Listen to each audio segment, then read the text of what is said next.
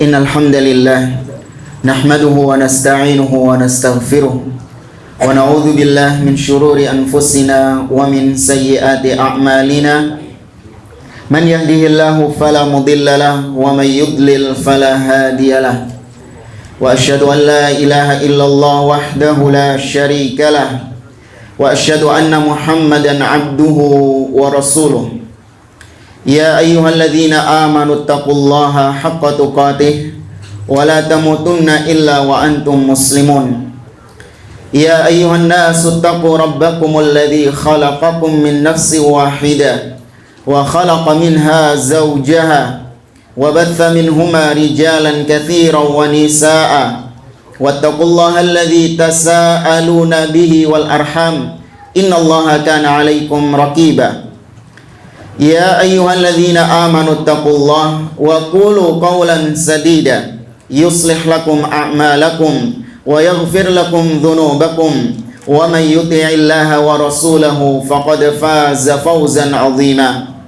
Amma ba'd, fa inna asdaqal hadithi kitabullah wa khairal hadi hadi Muhammadin sallallahu alaihi wasallam wa syarrul umuri muhdatsatuha wa kullu muhdatsatin fid dini bid'ah wa kullu bid'atin dhalalah wa kullu dhalalatin finnar. Ma'asyiral muslimin, ikhwani fillah wa akhwati rahimani wa rahimakumullah. Alhamdulillah, kita panjatkan puja dan puji kita kepada Allah Jalla wa Ala, Rabbul Alamin, yang telah menciptakan kita dan melimpahkan nikmat-nikmatnya kepada kita, sehingga di malam hari yang berbahagia ini Allah pertemukan kita di majlis yang mulia ini, di salah satu taman-taman surganya yang ada di dunia, dan kita dikumpulkan oleh Allah Subhanahu wa Ta'ala masih dalam limpahan taufik hidayah iman. Kita masih dijadikan sebagai hamba-hambanya yang bertauhid. Kita masih dijauhkan dari kesyirikan. Kita masih dijadikan sebagai yang senantiasa berpegang teguh dengan ajaran beliau, dan kita dijauhkan dari segala macam kebid'ahan. Kita masih dalam keadaan taat kepada Allah dengan kita melaksanakan apa yang Allah perintahkan, dan kita dijauhkan oleh Allah dari segala macam bentuk kemaksiatan yang itu merupakan jaring-jaring syaitan. Kemudian jamaah dimulakan oleh Allah, Nabi SAW bersabda, la yashkurullaha man la yashkurun nas. Tidak bersyukur kepada Allah seseorang yang tidak berterima kasih kepada manusia. Maka kita haturkan jazahumullahu khairan kepada pihak-pihak yang telah bersusah payah menyelenggarakan kegiatan yang bermanfaat ini, dan juga kepada DKM Masjid Al-A'raf. Dan semoga Allah Subhanahu wa Ta'ala membalas jerih payah mereka dengan balasan yang berlipat, dan Allah balas mereka juga dengan surganya. Para jamaah dimuliakan oleh Allah Subhanahu wa Ta'ala, kita hidup di masa-masa akhir dari zaman Nabi SAW. Ketika Nabi diutus, kita tidak hidup di zaman tersebut, namun kita jauh hidup setelah 14 abad lamanya Nabi wafat meninggalkan kita, dan para sahabat-sahabat juga wafat meninggalkan kita. Kita hidup di zaman yang semakin porak-poranda. Satu adalah beliau alaihi salatu wassalam telah mengatakan bahwa umat Islam ini akan terpecah menjadi berbagai macam kelompok. Umat Islam akan terpecah dengan firqah-firqah sesat. Maka kalau sekedar klaim-klaim saja, itu sah-sah saja. Itu anggapan mereka sah-sah saja. Namun sebagai seorang muslim, segala sesuatu harus ditimbang dengan matang. Terlebih bagi kita yang mengkhawatirkan nasib kita, bagaimana nasib kita di akhirat, tentu kita tidak sembarangan dalam memilih jalan. Seorang yang mengkhawatirkan nasibnya kelak di akhirat bagaimana, dia akan tentu meneliti mana di antara perselisihan, perpecahan yang benar-benar murni dari Nabi SAW dan mana yang menyimpang dari jalan Nabi SAW. Jamaah dimulakan oleh Allah, Nabi SAW memang telah mengabarkan kepada kita tentang hal ini. Sebagaimana hadis yang diriwayatkan oleh Al-Irbad ibn Sariyah, beliau mengatakan bahwa Rasul sallallahu alaihi wasallam bersabda, "Wa innahu may ya'ish minkum ba'di fasayara ikhtilafan katsira." Dan sungguh barang siapa yang hidup sepeninggalku nanti, dia akan melihat perselisihan, perpecahan yang banyak. Para ulama menyebutkan perselisihan di sini bukan perselisihan dalam ranah furu', dalam ranah cabang-cabang agama, sebagaimana perselisihan antara imam-imam madhab. Bukan perselisihan ini yang dimaksud. Namun perselisihan yang lebih daripada itu, yaitu perselisihan dalam masalah usul, pokok-pokok agama. Itu yang dimaksud oleh Nabi, perselisihan yang banyak. Kemudian Nabi SAW menginformasikan kepada kita tips bagaimana supaya kita bisa selamat dari perpecahan yang ada, supaya kita masih tetap tegar di atas Islam yang murni. Karena Nabi SAW ketika meninggalkan Islam ini dalam keadaan yang putih bersih, beliau mengatakan, taraktukum alal mahajjatil bayda, aku tinggalkan kalian Islam, aku tinggalkan kepada kalian Islam yang putih bersih. Islam yang putih bersih, tidak ada noda. Lailuha kanahariha, malamnya seperti siangnya, clear, gak blur, ya, wadih, sangat jelas sekali, gak remang-remang Islam yang ditinggalkan oleh Nabi. Sampai-sampai Nabi menggambarkan malam yang itu identik dengan kegelapan. Seorang tidak bisa melihat dengan jelas apa yang ada di hadapannya. Namun kalau Islamnya Nabi, malamnya sama terangnya seperti siangnya, jelas semuanya. La yazighu anha illa halik. Tidaklah seorang menyimpang dari jalan yang terang benderang ini, dari Islam yang putih bersih ini, kecuali pasti dia akan binasa, kecuali dia pasti akan sengsara. Nah, jemaah dimulakan oleh Allah Azza wa Jalla, tentu kita yang sekali lagi mengkhawatirkan nasib kita di akhirat, kita nggak boleh sembrono, kita nggak boleh kita tidak boleh sembrono dalam artian ya mengambil apapun yang ada di antara perpecahan-perpecahan umat Islam ini dengan menganggap itu semuanya baik, tidak. Ya, namun kita harus meneliti mana di antara mereka yang benar-benar sesuai dengan Islam yang putih bersih tersebut. Hadirin yang dimuliakan oleh Allah, Nabi menghendaki, Allah menghendaki hanya ada satu jalan kebenaran. Allah menghendaki memang Islam terpecah belah, cuman semuanya tidak direstui, semuanya tidak dibenarkan, semuanya tidak ditolerir. Namun hanya satu yang diridhoi oleh Allah Subhanahu wa Ta'ala, hanya satu jalan yang direstui oleh Allah dan Rasulnya. Dan kita berusaha untuk meniti jalan tersebut. Banyak dalil-dalil yang menunjukkan bahwa at-thariqu wahid, jalan kebenaran itu hanya satu. Kalau ada orang yang mengatakan banyak jalan menuju Roma, iya, itu Roma, negeri kafir. Memang banyak jalan ke sana, tapi tujuan kita bukan ke sana. Tujuan kita ini kemana? Al-Jannah. Maka hanya banyak jalan menuju Roma, naam, tapi hanya satu jalan menuju surga. Hadirin yang dimuliakan oleh Allah, Allah Subhanahu wa Ta'ala atau Nabi SAW, sebagaimana yang diriwayatkan oleh Abdullah bin Mas'ud radhiyallahu ta'ala anhu. Abdullah bin Mas'ud menceritakan, khattalana Rasulullah sallallahu alaihi wasallam khattan biyadi. Pernah suatu ketika Nabi SAW itu menggambar satu garis lurus dengan tangan beliau. Ya, digambar garis lurus, satu garisnya. Kemudian Nabi mengatakan, hadza siratullahi mustaqiman. Inilah jalan Allah yang lurus, satu tok.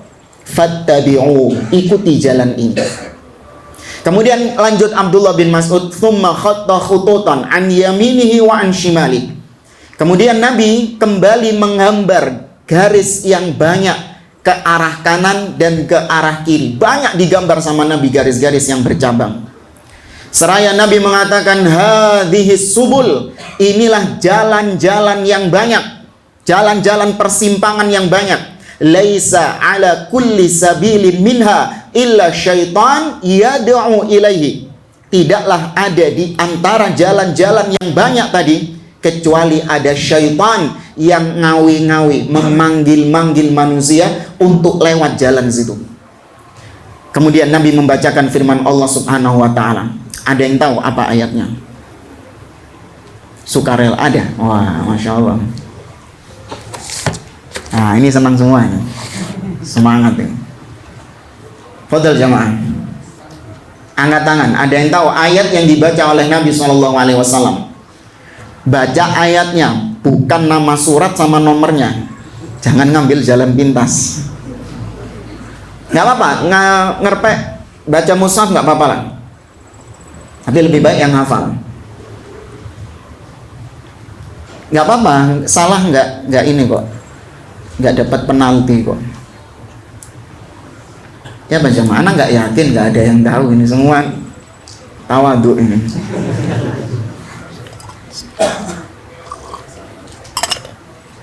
Nggak mungkin. Ini hadits yang masyhur, terkenal. Ana yakin antum pernah dengar kan? Jamaah, masa sih? Masa nggak pernah dengar hadits yang kita baca tadi? Baru pertama ini? Enggak lah, sudah pasti dengar. Antum lupa mungkin. Iya. Soalnya jangan dianggap kita ngarang hadits baru ini. Nah, gimana keadaan? Surat Yusuf? Iya, dibaca ayatnya. Nah. Wa anna hadha siratal mustaqima fattabi'uhu wa la tattabi'us subula fatafarraqa bikum an sabilihi. Dzalikum. Enggak ada. Antum mushaf cetakan mana itu? Apa itu? Oh, antum dari ini hadis. Oh, tak kira langsung di mushaf. Dibaca terjemahnya. Dan inilah jalanku yang lurus. Sudah antum tutup. Inilah jalanku yang lurus. Iya. Maka ikutilah. Janganlah kalian mengikuti jalan yang banyak itu. Saya kalian akan berjalan berat dari jalannya. Nah, surah Al-An'am ayat 115. Benar ya? Hah? Yang benar? Pokoknya 2 halaman sebelum terakhir. Ya. 2 halaman sebelum terakhir, bukan halaman terakhir tapi sebelum halaman terakhir. Nanti bisa dicek. Nah, fadhal barakallahu fiik. Afwan, anjir.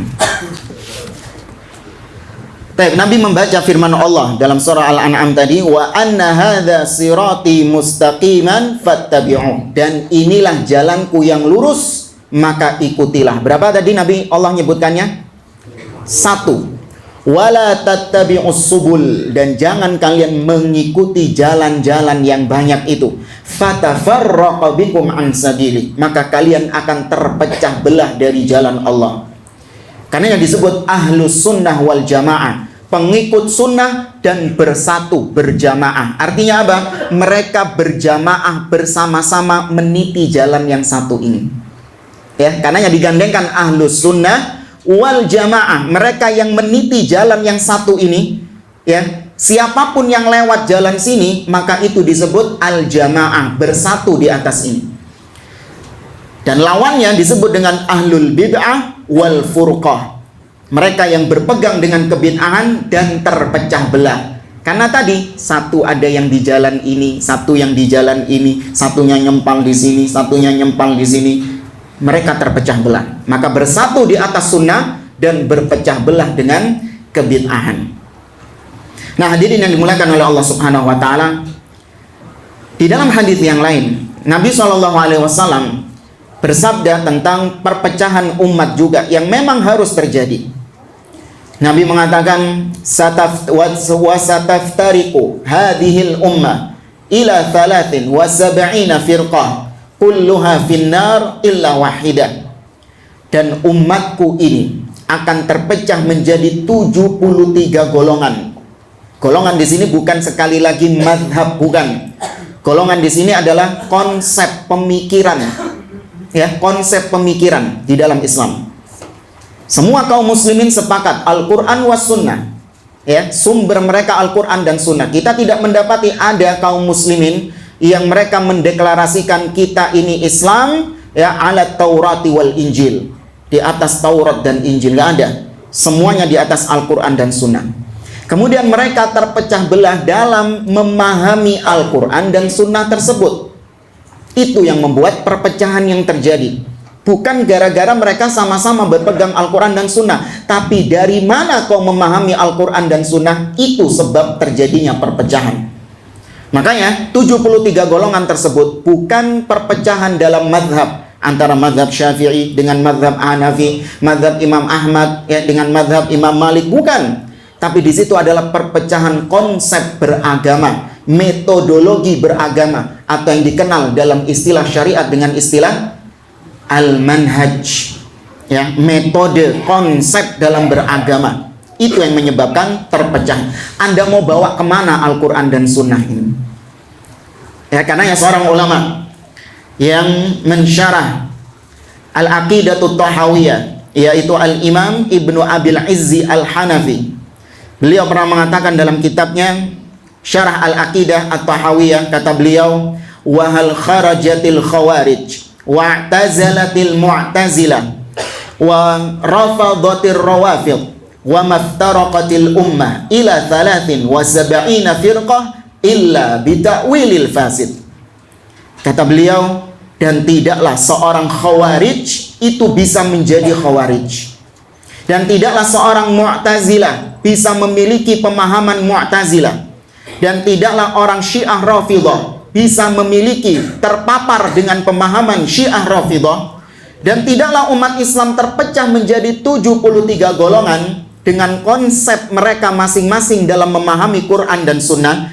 Tidaklah mereka terpecah kecuali sebabnya cuma satu, illa bita'wilil fasid, melainkan karena ya tafsir mereka, pemahaman mereka yang rusak terhadap Al-Quran dan Sunnah. Karena ya setiap kelompok sesesat apapun pasti mereka berada di atas dalil. Anda nggak usah heran ya, kelompok sesat apapun ketika mereka memunculkan kesesatannya, mereka pasti menggunakan qala Allah wa qala Rasul. Ya, contoh misalnya kaum Syiah Rafidah, ketika mereka menganggap bahwa yang berhak menjadi khalifah setelah Nabi SAW adalah siapa? Ali bin Abi Thalib, bukan Abu Bakar As-Siddiq. Dan Abu Bakar itu adalah orang yang merampas kekhalifahan Ali. Jangan dianggap pemikiran mereka ini nggak ada dalilnya. Mereka berdalil dengan ayat-ayat Al-Quran, berdalil dengan hadis-hadis Nabi SAW. Contoh misalnya dalil yang mereka dengungkan tentang bahwa Ali yang lebih pantas menjadi khalifah daripada Abu Bakar As-Siddiq adalah sabda Nabi SAW ketika di Ghadir Khum. Ya, ketika di Ghadir Khum. Ghadir Khum tempat antara Mekah dan Madinah. Nabi ketika pulang dari haji wada dari Mekah menuju ke Madinah, Nabi katanya mereka mendeklarasikan Ali sebagai penggantinya di lokasi yang namanya Ghadir Khum ini. Hadisnya sahih di kitab-kitab Ahli Sunnah wal Jamaah. Apa bunyi teks hadis Nabi? Saya kasih terjemahnya ya. Barang siapa yang menjadikan aku sebagai pemimpinnya, maka Ali adalah pemimpinnya. Nah, ini hadis kita ya, Ahlus Sunnah, diriwayatkan oleh Imam Tirmidzi kalau nggak salah. Sahih hadisnya. Kalau itu riwayat mereka, jelas kita tolak. Ini riwayat kita, tapi digunakan oleh mereka untuk mendukung akidah sesat mereka bahwa Abu Bakar itu memang merampas kekuasaan kekhalifahan Ali bin Abi Thalib. Ada yang tahu apa sabda Nabi? Nggak ada. Nabi mengatakan man kuntu maulahu fa aliyun maulah. Menurut tafsiran mereka, maula di situ artinya adalah pemimpin. Barang siapa yang menganggap aku sebagai pemimpinnya, maka Ali adalah pemimpinnya. Itu tafsiran mereka. Padahal para sahabat tidak ada yang menafsirkan maula sebagai pemimpin. Namun tafsiran mereka yang benar adalah man kuntu maula, yaitu barang siapa yang menjadikan aku sebagai kekasihnya, maka Ali harus dia jadikan sebagai kekasihnya. Lihat, gara-gara tafsiran yang salah, timbul pemikiran sesat, menganulir kekhalifahan Abu Bakar As-Siddiq radhiyallahu anhu. Kemudian contoh misalnya,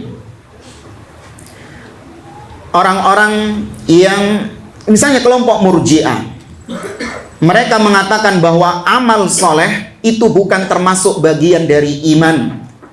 Ya, amal soleh bukan termasuk bagian dari iman, perbuatan anggota badan. Karena menurut mereka iman itu adalah keyakinan di dalam hati. Wis, itu iman. Mau amalan perbuatannya itu maksiatnya sebejat apapun, dia kalau hatinya beriman, dia mukmin kamilul iman, ka imani Jibril. Dia mukmin dengan mukmin iman yang sempurna seperti imannya Jibril. Selama hatinya masih beriman. Nah, kalau mau contoh sederhana, biasanya akidah Murji'ah ini masih dianut oleh sebagian muslimah-muslimah. Ketika disuruh untuk menutup aurat, ya, apa alasan mereka? Yang penting hatinya berjilbab. Ini Murji'ah. Ya, ini terpapar virus Murji'ah. Yang penting hatinya. Nah, Anda melihat akidah seperti ini, jangan dianggap mereka nggak punya dalil. Mereka memiliki dalil bahwa amal soleh, amal ibadah itu bukan termasuk bagian daripada iman. Apa dalilnya? Allah Azza wa Jalla buktinya di dalam banyak ayat-ayat Al-Quran memisahkan antara iman dengan amal. Innalladzina amanu wa amilus solihat. Sesungguhnya orang-orang yang beriman dan beramal soleh. Tuh, dipisahkan sama Allah. Kalau memang amal soleh itu bagian daripada iman, mestinya Allah cukup mengatakan innalladzina amanu, selesai. Tapi kenapa Allah kok meneruskan wa amilus solihat? Berarti amal soleh bukan termasuk bagian dari iman. Tuh, punya dalil. Sesat punya dalil. Nah, ya, jangan dianggap yang sesat-sesat nggak ada dalilnya. Ada dalilnya. Padahal pemahaman Ahlus Sunnah bagaimana tentang ayat tersebut? Itu bukan memisahkan antara amal soleh dengan iman, enggak. Tapi di situ Allah mengkhususkan iman. Ya, Allah Azza wa Jalla menyebutkan pengkhususan iman, menyebutkan pengkhususan amal soleh setelah iman. Bukan maknanya amal soleh bukan termasuk bagian dari iman. Seperti misalnya Allah mengatakan tanazzalul malaikatu warruh. Malaikat turun dan ar-ruh. Siapa ar-ruh? Jibril. Terus Jibril bukan malaikat? Sama nggak tadi ayatnya? Tanazzalul malaika warruh. Setelah menyebut secara umum, kemudian dikhususkan oleh Allah menyebut Jibril. Artinya Jibril masuk bagian daripada malaikat. Yang lebih makjeleb lagi, Imam Asy-Syafi'i pernah membantah orang yang punya pemikiran Murji'ah ini. Dia mengatakan amal bukan termasuk bagian daripada iman. Kata Imam Asy-Syafi'i rahimahullah, beliau menyatakan idzan ta'budul ilahain, ilahan fil masyriq wa ilahan fil maghrib. Kalau memang konsepmu kayak gitu, berarti kau itu menyembah dua sesembahan, dua Tuhan. Tuhan yang di barat dan Tuhan yang di timur. Karena Allah mengatakan Rabbul masyriqaini wa Rabbul maghribain. Ya, Rabb dua timur dan Rabb dua barat. Tuh, berarti ada dua Tuhan berarti. Karena dipisahkan antara Rabb timur dan Rabb barat. Nah, ini jamaah dimuliakan oleh Allah Azza wa Jalla. Timbulnya pemikiran-pemikiran seperti ini bukan karena mereka nggak punya dalil. Maka konsepnya adalah bukan karena mereka nggak punya dalil, namun karena mereka salah memahami dalil. Karena yang dimuliakan oleh Allah, Ahlus Sunnah wal Jamaah, mereka tidak serta merta menerima ucapan yang berdalil, enggak. Ya, tidak serta-merta menerima ucapan yang berdalil. Para ulama menyebutkan laisa sya'nu an tastadil walakinna sya'na ayyakuna istidlaluka sahihan. Bukan perkaranya kau bisa berdalil, enggak. Masalahnya bukan di situ. Tapi perkaranya adalah apakah dalil itu kau letakkan di tempat yang benar ataukah tidak. Kalau cuma berdalil saja, semua bisa, bahkan orang kafir bisa berdalil ketika mendiskreditkan Islam. Orang kafir ketika mengatakan bahwa Islam itu syariatnya tidak adil. Ya, syariat Islam itu tidak adil. Syariat Islam itu menekan syariat Islam itu mengkerdilkan hak-hak wanita. Ya, syariat Islam itu kejam terhadap para wanita, nggak adil terhadap para wanita. Mereka berdalil, seperti misalnya mereka berdalil dengan pembagian waris. Ya, lidzakari mithlu hadzil unthayain.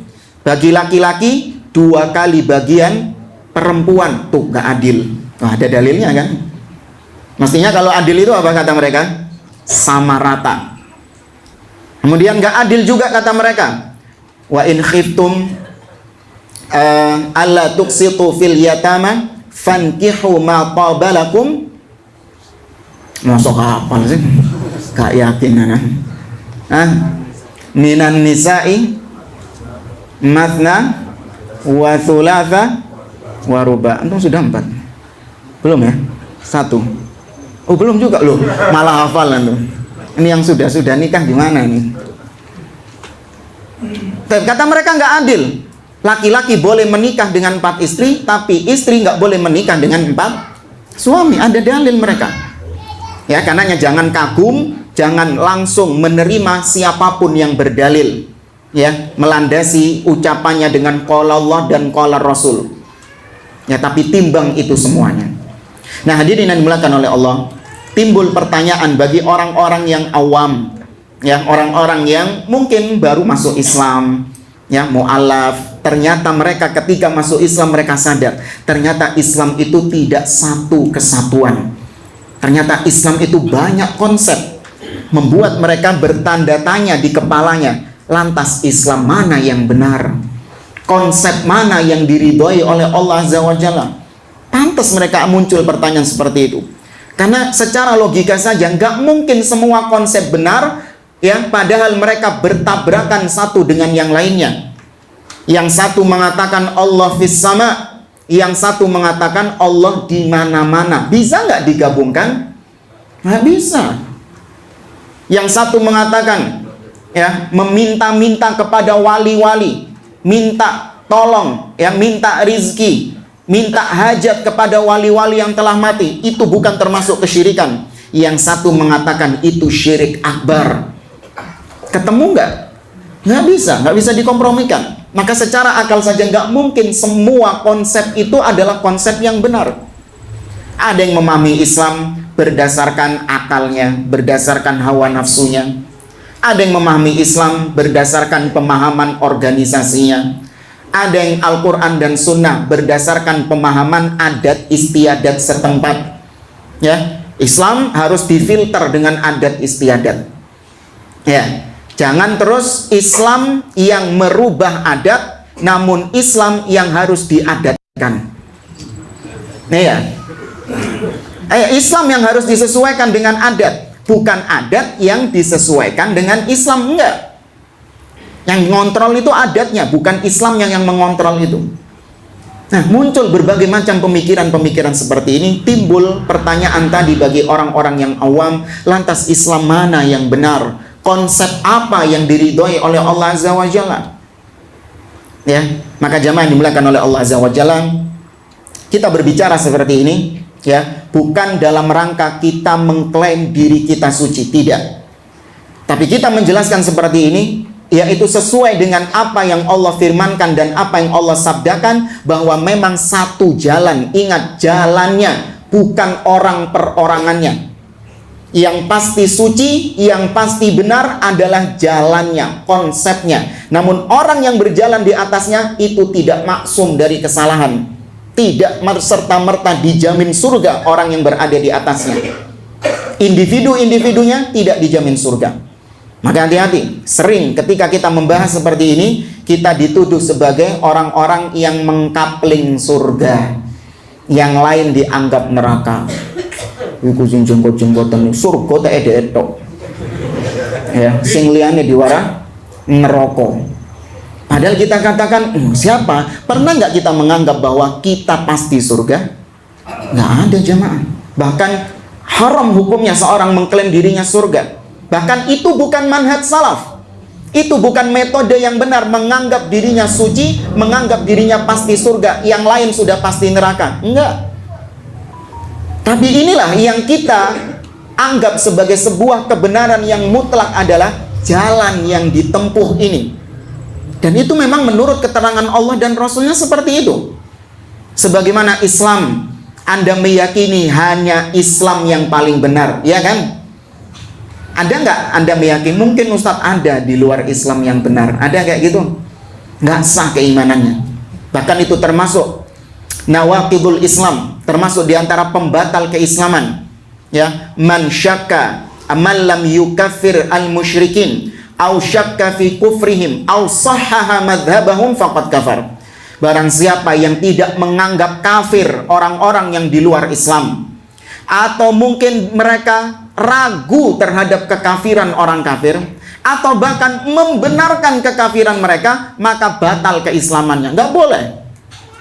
Nggak apa-apa, pede saja mengatakan Islam yang paling benar, Islam yang paling mengantarkan ke surga. Selain Islam, salah, mengantarkan ke neraka. Gitu?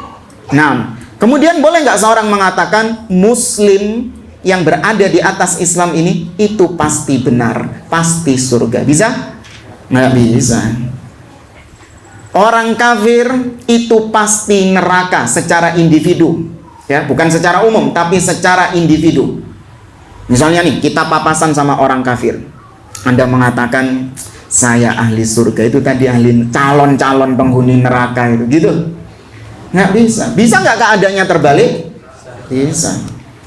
Ya, maka sekali lagi pembahasan seperti ini untuk menjelaskan tentang kebenaran jalan, bukan kebenaran individu-individunya. Enggak, individu tidak maksum, namun jalannya ini yang maksum, yang pasti benar. Selain jalan ini, nggak usah ragu, itu konsep yang salah, konsep yang keliru. Tapi jamaah dimulakan oleh Allah Azza wa Jalla, ada banyak sekali dalil-dalil yang berkaitan dengan hal ini. Tadi kita bawakan hadis dari Al-Irbad ibn Sariyah radhiyallahu taala anhu. Nabi SAW mengatakan, usikum bitaqwallah was-sam'i wat-tha'ah wa in ta'ammara 'alaikum 'abdun habasyi. Aku perintahkan kepada kalian untuk bertakwa kepada Allah dan mendengar dan taat kepada pemimpin, meskipun yang memimpin kalian adalah seorang budak dari Habasyah. Ya, negeri kita hari ini dilantik seorang pemimpin, maka wajib bagi kita untuk mendengar dan taat kepada pemimpin tersebut dalam hal yang ma'ruf. Ya, dan semoga Allah Azza wa Jalla menjaga Bapak Jokowi hafizahullah dan Bapak Ma'ruf Amin untuk ya menjaga negeri ini, memperbaiki negeri ini, dan semoga Allah Azza wa Jalla menguatkan langkah beliau untuk memperbaiki kondisi negeri ini. Ya, dan itu manhaj kita. Meskipun mereka memperoleh kepemimpinan bukan dengan cara yang syar'i, bukan dengan cara yang islami. Sebagaimana di dalam hadis ini Nabi mengatakan, meskipun yang memimpin kalian adalah seorang budak. Tuh, lihat. Budak bisa nggak jadi pemimpin? Nggak bisa. Budak itu di bawah majikannya. Berarti dia jadi pemimpin dengan cara apa? Dengan cara yang nggak syar'i. Dengan cara memberontak kepada majikannya, kabur dari majikannya, menggulingkan penguasa yang ada, kemudian sampai ke tampuk kepemimpinan dan diridhoi oleh kaum muslimin yang lain. Maka jadilah dia pemimpin kaum muslimin yang harus ditaati dan harus didengar ucapannya selama dalam hal yang ma'ruf, bukan dalam hal yang maksiat. Ya, ini pesan Nabi. Ya, bukan kita ngarang-ngarang metode sendiri, tidak. Ini sabda Nabi kita yang lisan kita mengatakan asyhadu anna Muhammadan Rasulullah. Ya, dan Anda yakin bahwa petunjuknya Nabi yang paling baik. Ya, kita kalau khutbah saja senantiasa diingatkan dengan sabda beliau, fa inna asdaqal hadithi kitabullah wa khairal hadyi hadyu Muhammadin sallallahu alaihi wasallam. Sebaik-baik petunjuk, sebaik-baik arahan adalah petunjuknya Nabi sallallahu alaihi wasallam. Tapi sebagian orang senangnya nyari-nyari petunjuk yang lain. Tapi ini kalau mengikuti Nabi kayak gini susah kita Mending kita merombak cara yang baru. Ya, ikut caranya orang-orang kafir. Ya, demo, ya, mencaci maki penguasa, ya, mengadakan gerakan-gerakan underground, merongrong bawah tanah untuk menggulingkan penguasa yang ada. Ini kata mereka lebih efektif daripada caranya Nabi. Ya, maka Ahlussunnah wal Jamaah tetap yang terbaik adalah petunjuknya Nabi. Selain petunjuknya Nabi nggak baik itu. Ya, maka pahami. Kemudian Nabi mewasiatkan, fa innahu man ya'ish minkum ba'di fasayara ikhtilafan katsira. Karena barang siapa yang hidup sepeninggalku nanti akan melihat perselisihan, perpecahan yang banyak sebagaimana yang kita sampaikan. Kemudian Nabi mewasiatkan, fa'alaikum bisunnati, maka hendaklah kalian berpegang teguh dengan sunnahku wa sunnatil khulafa'ir rasyidin al-mahdiyyin, dan sunnahnya para khulafa'ur rasyidin yang telah Allah beri petunjuk kepada mereka. Tamassaku biha, pegang erat sunnah tersebut. Wa 'addu 'alaiha bin nawajid, gigit sunnah tersebut dengan gigi geram kalian. Artinya fitnah apapun yang melanda kalian, gempa apapun yang mengguncang kalian, jangan sampai sunnah ini lepas dari kalian. Ya, ini menunjukkan bahwa memang memegang sunnah di akhir zaman seperti sekarang ini susah. Ya, orang kalau tidak memiliki pemahaman yang kuat, akidah yang kuat, ketika terseret arus sedikit saja langsung oleng, ikut arus dia. Ikut musimnya gini melok, musimnya begini ikut, musimnya, tanpa dia melihat apakah begitu caranya Nabi, apakah begitu Islam yang ditinggalkan Nabi SAW. Nggak peduli dia. Ya, maka Nabi menggambarkan betapa seorang muslim yang memang menginginkan keselamatan di akhirat memegang teguh sunnah tersebut, jangan sampai lepas. Meskipun cacian, celaan, bulian menimpa Anda, nggak urusan. Yang penting dia tetap tegar di atas sunnah Nabi dan sunnahnya para sahabat. Kemudian Nabi memberikan warning. Setelah Nabi tadi memberikan tips bagaimana supaya kita tetap tegar di atas Islam yang bersih, Islam yang murni, Nabi memberikan warning, hati-hati, ini yang menyebabkan kalian terpecah belah. Apa sabda Nabi? Wa iyyakum wa muhdatsatil umur, hati-hati kalian dengan perkara-perkara yang baru di dalam agama, baik dalam akidah ataupun ibadah. Contoh Syiah tadi, Syiah memunculkan akidah bahwasanya yang berhak menjadi khalifah adalah Ali, bukan Abu Bakar As-Siddiq. Ini akidah baru atau sudah ada sejak zaman Nabi? Baru. Itu akidah yang bid'ah. Orang-orang Khawarij mengatakan bahwa pemimpin yang tidak berhukum dengan hukum Allah mutlak kafir, halal darahnya, wajib untuk diberontak. Akidah seperti ini apakah sudah ada sejak zaman Nabi ataukah baru muncul belakangan setelah Nabi wafat? Belakangan setelah Nabi wafat. Maka itu akidah pemahaman yang bid'ah, konsep yang bid'ah dalam memahami Islam. Hati-hati kalian, kata Nabi. Kenapa? Fa inna kulla muhdatsatin bid'ah. Setiap hal yang baru itu adalah bid'ah. Wa kulla bid'atin dhalalah. Dan semua setiap bid'ah dalam agama itu sesat. Ya, itu semuanya sesat. Nah, jamaah dimulakan oleh Allah Azza wa Jalla. Kurang berapa menit? 1 menit. Ya sudah, ditutup saja. Nanti dilanjutkan setelah Isya, ya, karena timbul pertanyaan, timbul syubhat. Ustaz, kenapa kita harus para sahabat? Padahal para sahabat sendiri mereka berselisih satu dengan yang lain. Lantas siapa sahabat yang kita ikuti? Padahal para sahabat sendiri nggak maksum. Maksum nggak para sahabat? Kenapa kita harus mengikuti pemahaman para sahabat? Kalau sahabat nggak maksum, kalau ternyata sahabat sendiri berselisih, ya, lantas kenapa kita masih mengikuti mereka? Tidaklah lebih baik kita memunculkan pemahaman yang baru, yang fresh, yang segar, sesuai dengan kekinian? Ya, manhaj milenial. Baik jamaah, ini bisa kita sampaikan. Insyaallah kita lanjutkan setelah salat Isya. Wallahu a'lam bishawab. Assalamualaikum warahmatullahi wabarakatuh. Assalamualaikum warahmatullahi wabarakatuh. Alhamdulillah wassalatu wassalamu ala Rasulillah wa ala alihi wa sahbihi wa man walah wa la haula wa la quwwata illa billah. Thumma amma ba'd. Ikhwani fillah wa akhwati rahimani wa rahimakumullah. Kita lanjutkan kembali pembahasan kita tentang kenapa kita harus beragama dengan memahami agama ini dengan pemahaman para sahabat. Kenapa kita katakan selain apa yang dipahami oleh para sahabat itu adalah pemahaman yang salah. Sahabat tidak maksum. Demikian pula mereka juga berselisih satu dengan yang lainnya. Lantas siapa yang kita ikuti pemahamannya? Ini pertanyaan-pertanyaan yang muncul. Sebelum kita membahas tentang hal ini, ada pertanyaan, tapi Anda nggak kasih pertanyaan dulu. Yang mau jawab angkat tangan.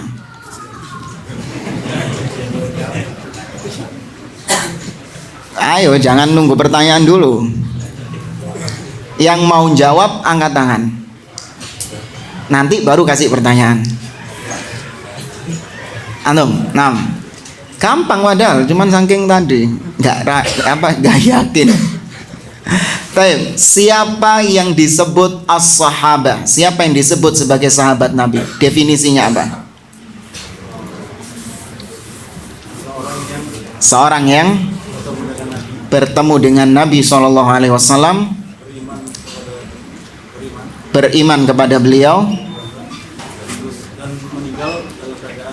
mati dalam keadaan di atas keimanan. Nah, itu definisi sahabat Nabi. Yang bertemu Nabi tapi dalam keadaan terjaga. Bertemu langsung, bukan bertemu lewat mimpi ya.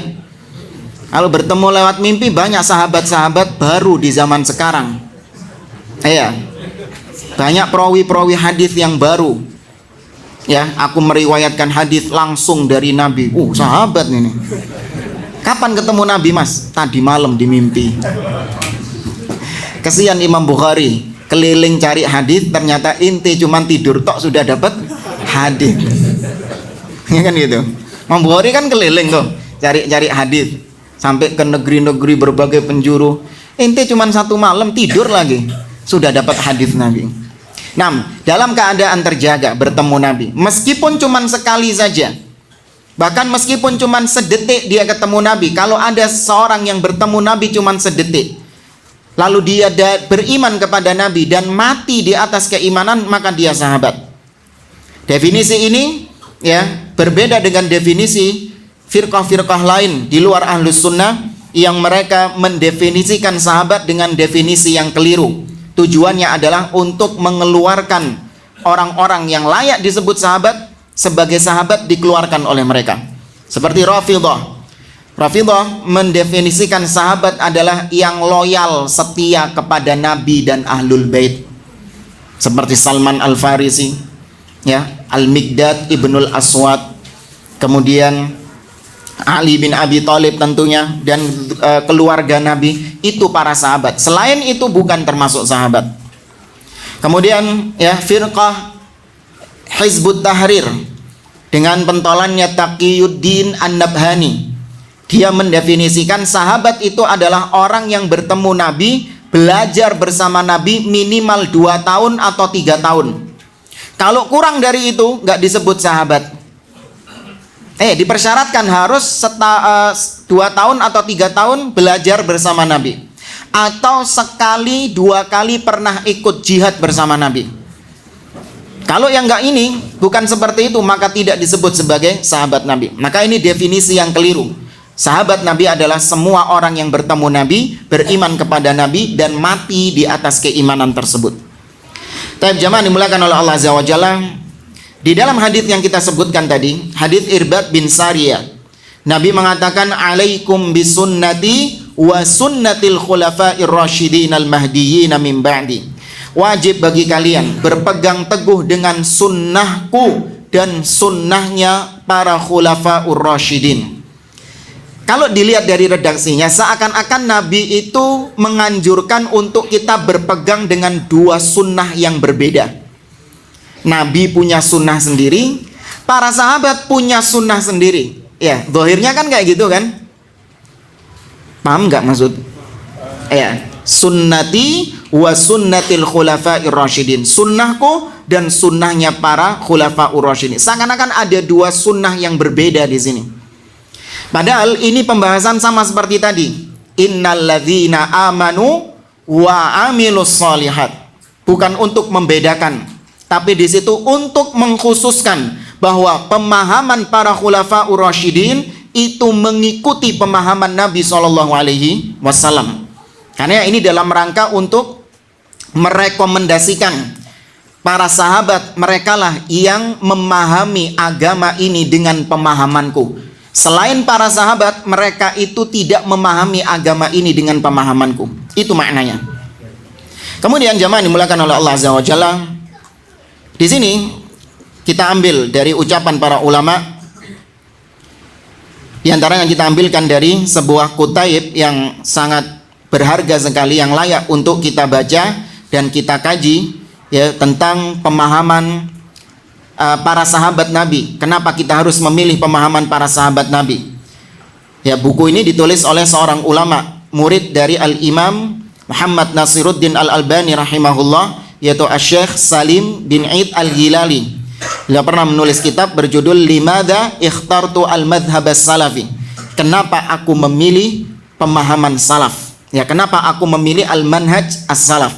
Pemahaman para sahabat dalam beragama. Apa alasannya? Kata beliau mengatakan, qad ikhtalafu ikhtilafan syadidan fala budda min ahadi thalathati aujuhin la rabi'a laha. Para sahabat, mereka memang dalam sejarah berselisih dengan perselisihan yang banyak, bahkan sampai perang. Seperti sahabat Ali bin Abi Thalib dengan Aisyah radhiyallahu taala anha, Az-Zubair dan Talha dalam perang Jamal, atau dengan Muawiyah dalam perang Siffin. Wis ya?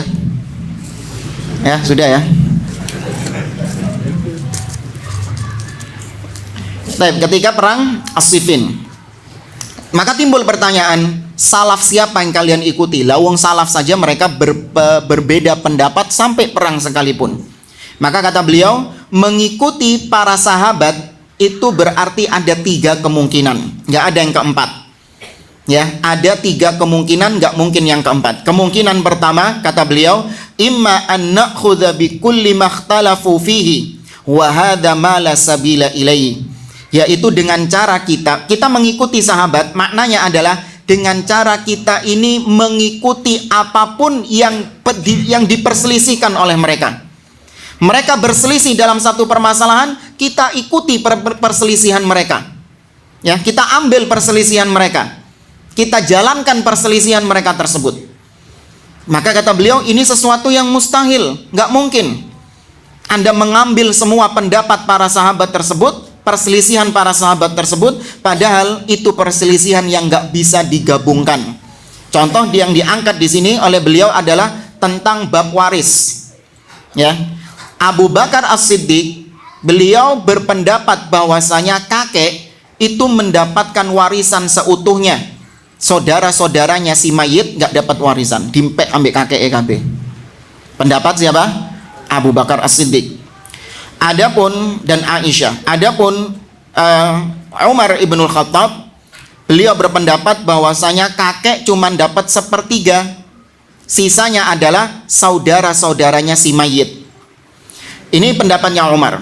Adapun pendapatnya Ali bin Abi Thalib adalah kakek mendapatkan 1/6 dari waris, sedangkan saudara-saudara itu mendapatkan sisanya. Tuh, ini para sahabat berbeda pendapat. Lihat, dalam masalah apa ini? Iya, dalam masalah waris. Ini permasalahan apa berarti? Cabang atau pokok? Masalah cabang. Ya, ini dalam permasalahan cabang, sehingga menyikapinya harus slow. Ya, menyikapinya harus santai, nggak usah terlalu keras di sini. Ya, seakan-akan yang menyelisihi dalam bab ini adalah khalidina finnari abada. Ya, kekal di neraka selama-lamanya, diboikot, nggak disapa, nggak ditegur. Ya, ini perselisihan-perselisihan yang sifatnya ranah ijtihadiyah, disikapi harus dengan bijak. Ya, disikapi dengan bijak. Ya, kalau ditarik kekinian misalnya seperti permasalahan kunut subuh, ya, memang itu ranah-ranah ijtihad. Meskipun kita harus memilih mana pendapat yang lebih kuat, tapi tetap tidaklah seseorang itu dikatakan keluar dari ahlus sunnah gara-gara dia berselisih dalam masalah ijtihad seperti ini. Tapi tetap kita harus mengambil pendapat yang lebih dekat dengan kebenaran. Nah, ini kata beliau, para sahabat berselisih tentang hal ini. Maka nggak mungkin disatukan semuanya. Ketika ada orang yang mati, mereka menjalankan perbedaan pendapat dari kalangan para sahabat ini. Bisa nggak? Ya bisa. Ya, ini perselisihan kata beliau nggak bisa ditemukan satu dengan yang lain. Dan memang rata-rata para sahabat berselisih dalam hal-hal seperti ini, bukan dalam hal-hal yang sifatnya esensial, sifatnya pokok-pokok agama, tentang tauhid, tentang syirik, ya, tentang bid'ah bagaimana, enggak. Ya, kalaupun ada yang berselisih dalam masalah seperti itu dianggap oleh para ulama sebagai zillah, ketergelinciran mereka, keterpelesetan mereka. Ya, tetap kita salahkan, namun tidak kita jadikan mereka sebagai bahan cacian, bahan celaan, karena mereka itu adalah murid-muridnya Nabi semuanya. Ya, mereka adalah murid-murid Nabi. Kemudian ini kemungkinan pertama, mengambil semua pendapat para sahabat. Kemungkinan kedua adalah au yakuna mubahan lana an na'khudha bi ayyin syi'na wa hadha khurujun 'anil Islam. Kemungkinan kedua, bagaimana cara kita untuk mengikuti para sahabat, yaitu dengan cara kita mengambil pendapat sesuai dengan hati kita. Mana yang kita lebih cocok dengan pendapat para sahabat, itu yang kita ambil. Standarnya apa? Hawa nafsu. Ya, yang kedua ini, kita mengambil pendapat para sahabat yang sesuai dengan keinginan kita. Mana yang Anda cocok, maka itu yang Anda ambil. Maka yang seperti ini, sejatinya syariat Islam tidak turun seperti ini, yaitu melandasi semuanya dari hawa nafsu. Maka ini nggak mungkin Allah memerintahkan kita untuk mengambil pendapat-pendapat yang sesuai dengan hawa nafsu, tidak. Ya, apalagi Allah Azza wa Jalla mengatakan, ya tilka hududullah fala ta'taduha. Itulah batasan-batasan Allah, jangan kalian melampaui batasan tersebut. Kalau seseorang melandasi agamanya dengan hawa nafsunya, berarti dia melanggar batasan-batasan Allah Azza wa Jalla. Halal itu apa yang menurut ya hawa nafsunya halal. Dicari-cari pendapat sama dia. Barangkali ada sahabat yang mengatakan ini halal, barangkali ada tabi'in yang mengatakan ini halal, barangkali ada tabi'ut tabi'in yang mengatakan ini halal. Karena para ulama mengatakan man tatabba'a tazandaqa. Barang siapa yang mencari ya ketergelinciran para ulama, kesalahan-kesalahan para ulama, keterpelesetan para ulama dalam berpendapat, maka dia itu zindik. Ya, dicari-cari sama dia celah-celahnya. Oh, ada ini ulama yang membolehkan khamr, diambil. Oh, ini ada kok ulama yang membolehkan musik, diambil. Oh, ini ada kok ulama ahlus sunnah yang membolehkan apa misalnya? Membolehkan riba misalnya, diambil sama dia. Ketergelinciran-ketergelinciran seperti ini dijadikan dalil pegangan. Ingat, pendapat para ulama, pendapat siapapun, sahabat, tabi'in, tabi'ut tabi'in, itu bukan dalil. Individu-individu mereka itu bukan dalil. Ya, maka nggak boleh seorang berdalil dengan pendapat satu orang selain Nabi SAW. Tidak, itu bukan dalil. Dalil adalah qala Allah dan qala Rasul. Karenanya Abdullah bin Abbas radhiyallahu ta'ala anhuma pernah berdiskusi, berdebat dengan seseorang. Abdullah bin Abbas mengeluarkan dalil-dalil Al-Quran, qala Allah, qala Rasul. Namun orang yang didebat tadi ya membantah dengan ucapan Abu Bakar dan ucapan Umar. Abdullah bin Abbas mengatakan, akhsha yushiku an tanzila alaikum hijaratun minas sama. Aku khawatir kalian akan ditimpa hujan batu dari atas langit. Kenapa? Aqulu lakum qala Allah wa qala Rasul wa taquluna qala Abu Bakrin wa Umar. Aku katakan kepada kalian, Allah berfirman, Nabi bersabda, kalian bantah dengan Abu Bakar dan Umar. Lihat, bukan di sini maknanya Abdullah bin Abbas mengerdilkan keutamaan Abu Bakar dan Umar sebagai sahabat terbaik Nabi. Tidak. Di sini Abdullah bin Abbas ingin supaya Allah dan Rasulnya nggak boleh dibantah dengan ucapan siapapun, bahkan orang sekelas Abu Bakar dan Umar, kalau memang mereka itu membantah Nabi. Contoh misalnya yang sering diangkat oleh sebagian orang, Umar ibnul Khattab mengatakan, ni'matil bid'atu hadhi, sebaik-baik bid'ah adalah ini, yaitu bid'ah ketika sholat taraweh, dijadikan dalil untuk menentang hadis Nabi, kullu bid'atin dhalalah, setiap bid'ah itu sesat. Oh enggak, Umar mengatakan ada kok bid'ah yang baik. Ya kan, ini menentang ucapan Nabi dengan ucapan Umar. Secara asal, kalau memang maksudnya Umar adalah melegalkan bid'ah hasanah, tetap kita tolak. Tuh kan Umar, Ustaz, sahabat Nabi. Iya, itu individu beliau. Sekali lagi, kalau memang beliau maksudnya adalah untuk menentang hadis Nabi, padahal maksud beliau bukan menentang hadis Nabi. Ya, ini manhaj kita, ini metode kita. Tapi itu yang kedua, maka nggak boleh seorang mengambil pendapat yang dia sukai, yang sesuai dengan hawa nafsunya. Maka kemungkinan ketiga, bagaimana cara kita mengikuti pemahaman para sahabat? Ya, kata beliau adalah akhadna fa idza qad batala hadzanil wajhan falam yabqa illa al wajhut tsalits. Apabila dua hal tadi itu salah, keliru, ya, yang pertama adalah menggabungkan semua pendapat, nggak mungkin.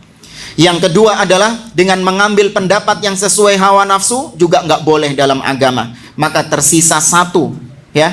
Bagaimana cara kita memahami para sahabat? Adalah akhadna ma ajma'u alaihi, kita mengambil apa-apa yang menjadi kesepakatan kolektif mereka, bukan pendapat individu. Tapi para sahabat sepakat semuanya, sudah ini yang paling benar. Apa dalilnya? Nabi mengatakan lan tajtami' ummati ala dhalalah, umatku tidak akan mungkin bersepakat di atas kesesatan. Nabi ketika mengatakan umatku, itu secara khusus adalah umat yang hidup di zaman beliau. Sebagaimana Allah mengatakan kuntum khaira ummatin ukhrijat linnas, kalian adalah umat terbaik. Nah, ketika ayat ini turun, kalian adalah umat kalian ini siapa sih?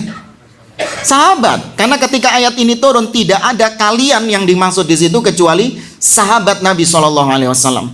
Maka ketika Nabi mengatakan tidak akan mungkin umatku bersatu sepakat di atas kesesatan, maka ketika para sahabat itu bersepakat di atas satu akidah, bersepakat di atas satu pemahaman, itu dalil, itu sahih, itu pemahaman yang benar.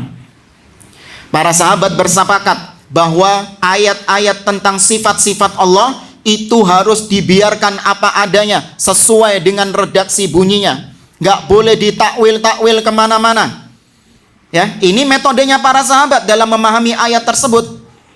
Mereka ketika membaca firman Allah, bal yadahu mabsutatan, bahkan kedua tangan Allah terbentang, mereka pahami amiruha kama ja'at bila kaif. Pahami ayat itu sebagaimana bunyinya, cuman jangan ditanyakan bagaimana sifat Allah tersebut.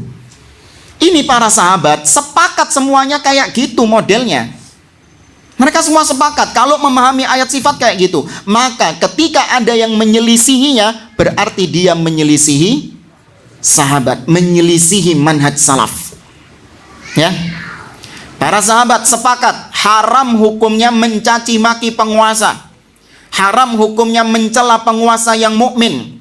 Mereka semua sepakat di atas satu pemahaman. Para sahabat hidup di zaman, ya, kekhalifahan yang juga zalim. Ya, sebagaimana Al-Hajjaj bin Yusuf misalnya, yang membunuh para sahabat-sahabat Nabi. Namun tidak ada di antara mereka yang mengkudeta, mengajak untuk mengkudeta. Tidak ada para salaf yang melakukan hal-hal seperti ini. Intinya mereka bersepakat tentang haramnya mencaci maki, mengolok-olok pemimpin kaum muslimin, sedolim apapun dia. Ini manhaj kesepakatan. Maka ketika ada yang menyelisihi, berarti dia menyelisihi para sahabat. Selesai. Maka ini yang ketiga, kita mengumandangkan untuk memahami Islam dengan pemahaman para sahabat, maksudnya sahabat di sini siapa? Kesepakatan mereka, bukan individu-individu mereka. Maka nggak boleh. Pokoknya Abu Bakar, Ustaz. Kalau selain Abu Bakar sesat. Pokoknya Umar, Ustaz. Kalau selain Umar sesat. Loh, kalau dilihat satu persatu daripada pendapat mereka, mereka juga terjatuh ke dalam pendapat yang salah. Sebagaimana tahu nggak tentang kisah bagaimana Umar ibn Khattab radhiyallahu taala anhu ketika wafatnya Nabi SAW, apa yang dilakukan oleh Umar? Ngamuk-ngamuk Umar ibn Khattab. Ya, ketika dikabari bahwa Nabi SAW wafat, Umar ibn Khattab mengancam para sahabat-sahabat yang ada di sana. Umar dikabari, ya Umar, ya, qad tuwfiya Rasulullah, wahai Umar, telah wafat Rasulullah SAW. Umar membantah, ma mata Rasulullah, walakinnahu dhahaba ila rabbih kama dhahaba Musa ibn Imran. Laqad ghaba an qaumihi arba'ina lailan thumma raja'a ba'da an qila qad mat. Enggak, Nabi itu tidak mati, namun dia itu pergi menuju Tuhannya, sebagaimana dulu Musa juga pergi menuju Tuhannya. Musa absen dari kaumnya selama berapa hari? 40 hari. Dan Bani Israel menganggap Nabi Musa sudah mati. Maka Nabi Muhammad juga seperti itu, kata Umar. Para sahabat tetap ngotot mengatakan, ya, walakinnahu kharajal khabar min baiti Aisyah ummil mukminin. Tapi wahai Umar, kita dapat berita ini sahih. Berita ini kita dapatkan langsung dari rumahnya Aisyah, istri Nabi SAW. Umar lagi-lagi mengatakan, qultullah, aku mengatakan Nabi nggak mati. Bahkan, ya, ada beberapa riwayat, datang dalam beberapa riwayat, Umar ibn Khattab sampai mengancam para sahabat, ya, ala ta'qiluna ma aqulu lakum kuffu alsinatakum fala yatakallamu ahadum bimauti Rasulillah illa darabtuh. Ya, tidakkah kalian mendengar apa yang aku katakan? Jangan ada lagi yang mengatakan bahwa Nabi mati. Ya, hentikan mulut-mulut kalian mengatakan Nabi mati. Maka apabila ada salah satu di antara kalian yang tetap mengatakan Nabi mati, tak kepruk pakai tongkatku ini. Nah, iya, Umar berpendapat seperti itu, Nabi tidak mati. Kemudian datang Abu Bakar As-Siddiq. Abu Bakar As-Siddiq meluruskan Umar ibn Khattab.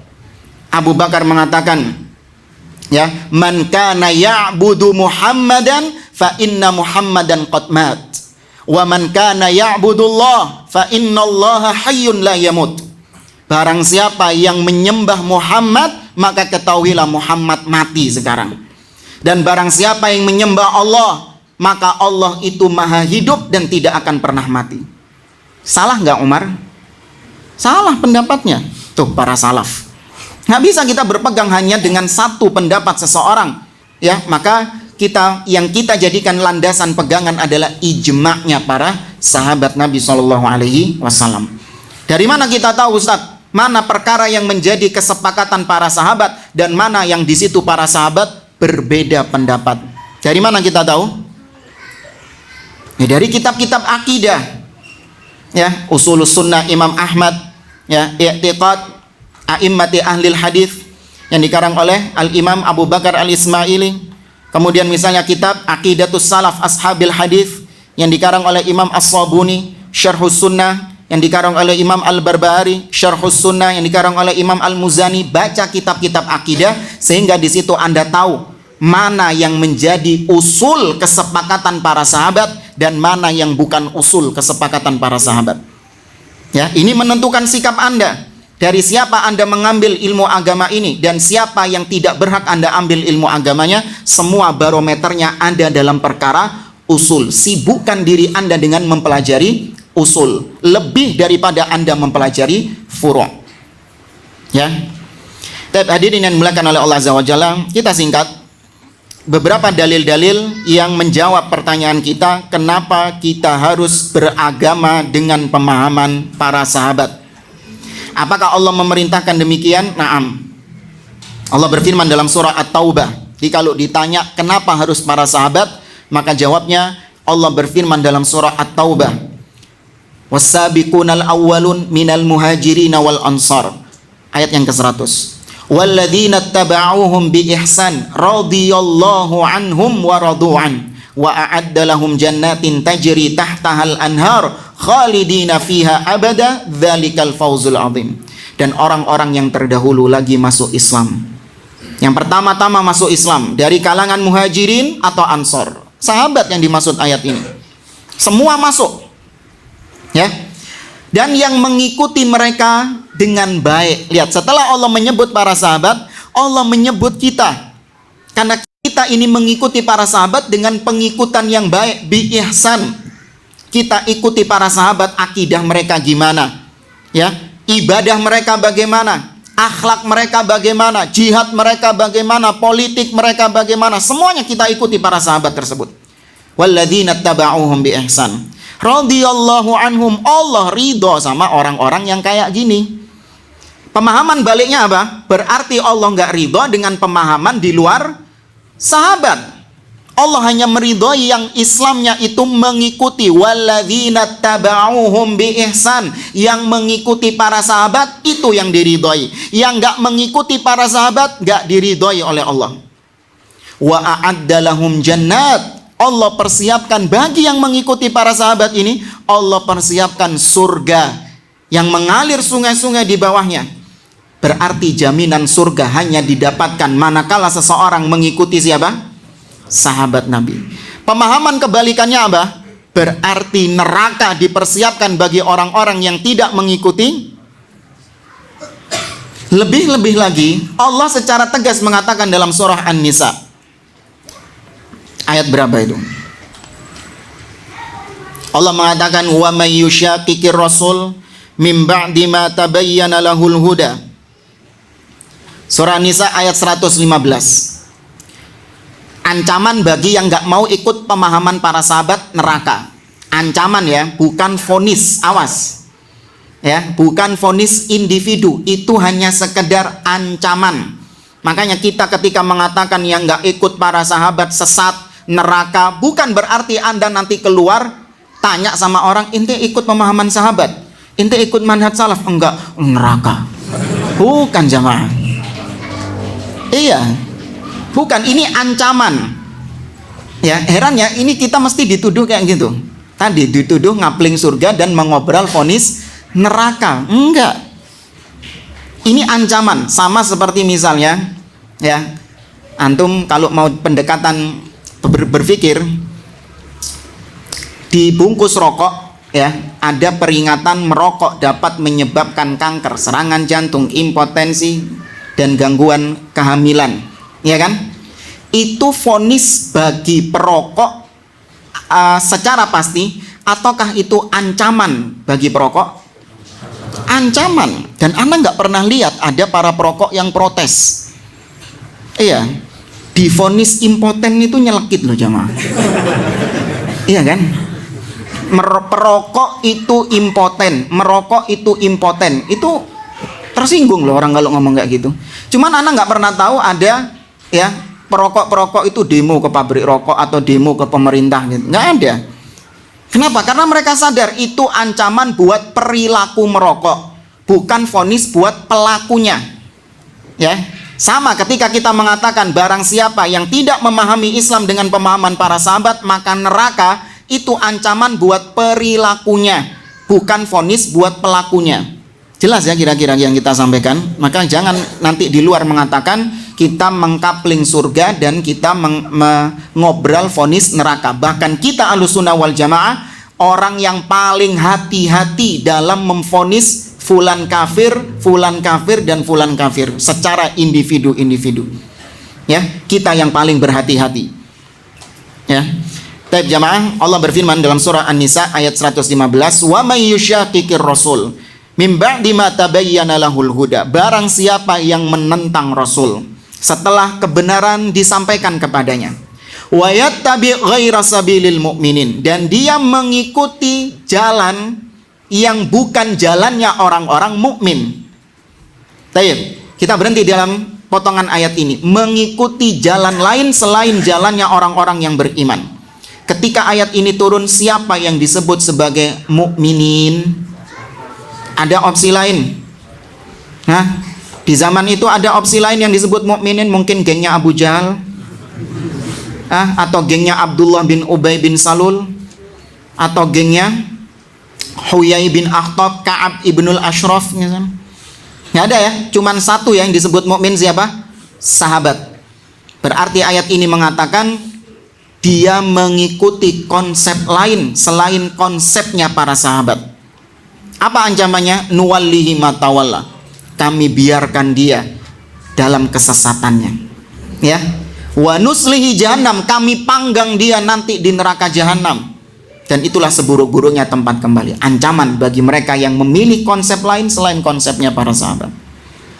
Baik, kemudian dalil berikutnya. Kenapa kita harus memahami Islam dengan pemahaman para sahabat?